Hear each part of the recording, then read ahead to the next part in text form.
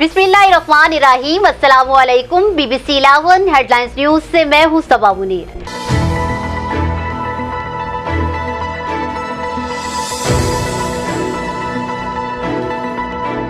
आपको आगाह करे चिन्योट से, जहां नुमाइंदा खसूसी शेख खुरम अब्बास के मुताबिक DPO captain retired Bilal Iftikhar की हदायत पर चिन्योट पुलिस की जुराइम पेशा अनासर के खिलाफ बड़ी कार्रवाई, डकैती, राहजनी, चोरी की संगीन वारदातों में मतलूब डकैत गैंग्स के 27 मुल्जिमान गिरफ्तार। मुल्जिमान से 85 लाख रुपए से जायद मालियत का वाले मसरूका 26 मोटरसाइकिल, 20 भैंस, गाय, घरेलू सामान बरामद कर लिया गया।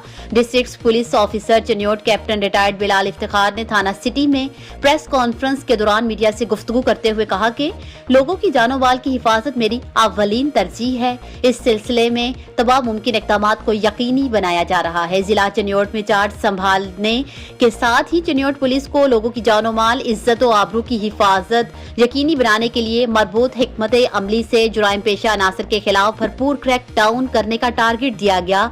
चिन्योट पुलिस ने शब रोज मेहनत करके डकैती, राहजनी, चोरी की संगीन वारदातों में मतलूब खतरनाक डकैत गैंग्स के 27 मुल्जिमान को गिरफ्तार कर लिया। गिरफ्तार मुल्जिमान की कब्जा से भारी मिकदार में लूटा गया माले मसरूका बरामद करके मुद्दयान के हवाले किया गया। मुद्दयान ने माले मसरूका वापस मिलने पर पुलिस का शुक्रिया अदा किया।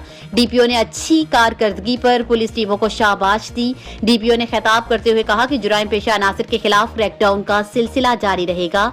इंशाअल्लाह जिला चिन्योट से जुराइम पेशा अनासर का सफाया किया जाएगा।